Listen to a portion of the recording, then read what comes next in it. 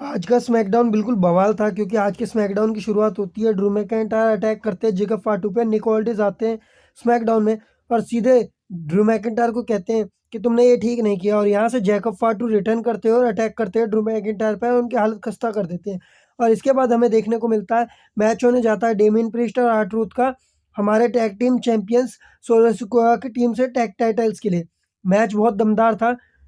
इनकी तरफ से हमारा जेसी मटेयो और टामा टोंगा लड़ रहे थे चैंपियनशिप के लिए, बट कोई फ़ायदा नहीं है। इन लोगों ने काफ़ी ज़्यादा कोशिश की, लेकिन हमें पता था ट्रिपल एच ने एक नई टीम बनाई है तो इस नई टीम को आगे पुश करेगी।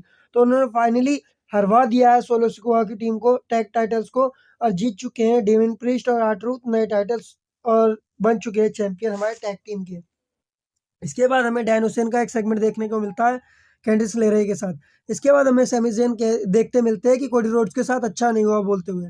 इसके बाद हमें देखने को मिलता है एक टैग टाइटल मैच होता है, चैंपियनशिप के लिए नहीं होता, नॉर्मल मैच होता है फ्रैक्सियम और एमसीएमजी का, जिसमें एमसीएमजी फाइनली हरा देती है फ्रैक्सियम को क्योंकि कैंडिस लेरे ही आ जाती है उस जगह और मदद हो जाती है, फ्रैक्सियम डिस्टर्ब हो जाते हैं और ये लोग जीत जाते हैं इस मैच को। इसके बाद रैंडी ऑर्टन आते हैं हमारे स्मैकडाउन के मेन लीडर, जो इस वक्त एकदम तबाही मचा के बैठे हैं स्मैकडाउन पे। वो आते हैं, रिंग में कुर्सी पड़ी होती है और वो अपना प्रोमो स्टार्ट करते हैं। रैंडी ऑर्टन कहते हैं सब सोच रहे हैं पिछले हफ्ते मैंने ये सब क्यों किया। आखिरकार ये सब इसलिए हुआ क्योंकि कोडी रोड्स ने मेरे ऊपर से बर्डन हटा दिया। कोडी रोड्स ने कहा मुझे ये करने के लिए और मैं बहुत खुश हूँ। कोडी रोड्स ने मेरे से कहा ये करने के लिए, मैंने किया। मैं अपने दोस्त का अभी भी हूँ, पहले भी थे और हमेशा उसकी बातें सुनूंगा। इसके बाद हमें देखने को मिलता है मैट कार्डोना बेइज्जती कर रहे होते हैं रैंडी ऑर्टन की। इसके बाद रैंडी ऑर्टन को गुस्सा आ जाता है और तुरंत के तुरंत मैट कार्डोना की हालत खराब कर देते हैं, उन पे अटैक कर देते हैं रैंडी ऑर्टन। जिसके बाद हमें देखने को मिलता है कि रिंग की तरफ बढ़ रहे होते हैं सैमी ज़ेन क्योंकि उनका मैच होने वाला था आज। किससे? एलिस्टर ब्लैक से, क्योंकि एलिस्टर ब्लैक बहुत टाइम से माइंड गेम्स खेल रहे हैं सैमी ज़ेन के साथ, तो ये मैच होना ही था। एलिस्टर ब्लैक और सैमी ज़ेन का बहुत दमदार मैच होता है, लेकिन आखिरकार सैमी ज़ेन पूरी कोशिश कर देते हैं इस मैच में। ट्रिक विलियम्स इंटरप्ट कर देते हैं सैमी ज़ेन को ड्रिंक फेंक के, जिसके बाद सैमी ज़ेन उन पे अटैक करते हैं और गलती से वो रिंग में तुरंत चले जाते हैं। एलिस्टर ब्लैक उन्हें ब्लैक मास्क लगा के इस मैच को जीत जाते हैं और फाइनली एलिस्टर ब्लैक ने सैमी ज़ेन को हरा दिया है। इसके बाद हमें देखने को मिलता है जेड कार्गिल रिंग में आती है और इसके बाद रिया रिप्ली भी रिंग में आती है। इन दोनों का प्रोमो होता है जिसमें रिया रिप्ली वही बोलती है कि मैं तुम्हें हरा दूंगी, और जेड कार्गिल कहती है तुम मुझे नहीं हरा सकती क्योंकि मैं ही इस डब्ल्यूडब्ल्यूई को चला रही हूँ, ये टाइटल मेरा है, इस टाइटल को मेरी जरूरत है, डब्ल्यूडब्ल्यूई को मेरी जरूरत है। लेकिन रिया रिप्ली कहती है इस टाइटल को तेरी नहीं मेरी जरूरत है और इस टाइटल को मैं तेरे से छीन लूंगी रेसलमेनिया में।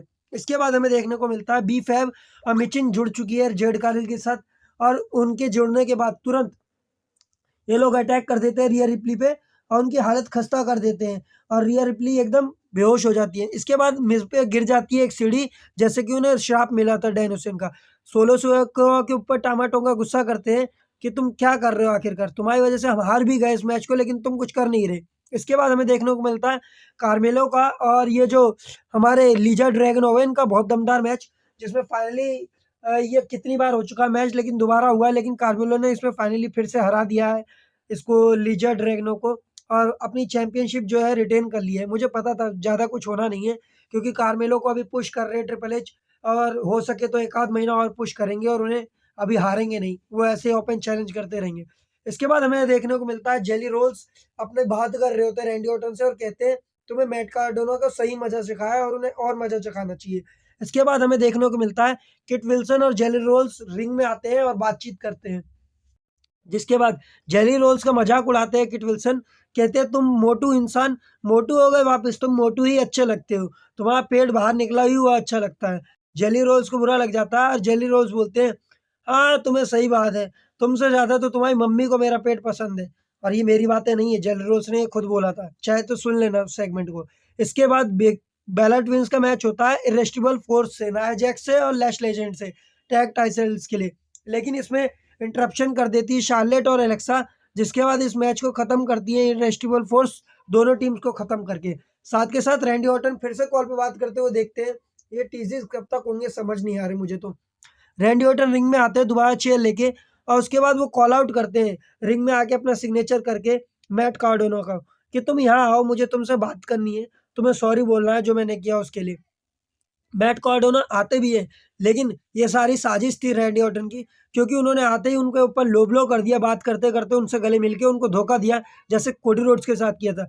बिल्कुल बुरी हालत कर दी मैट कार्डोना की, और इधर उनके ऊपर हाथ फँसा के चेयर में शॉट भी मार दिया उनके हाथ पे और उन्हें इंजर्ड कर दिया।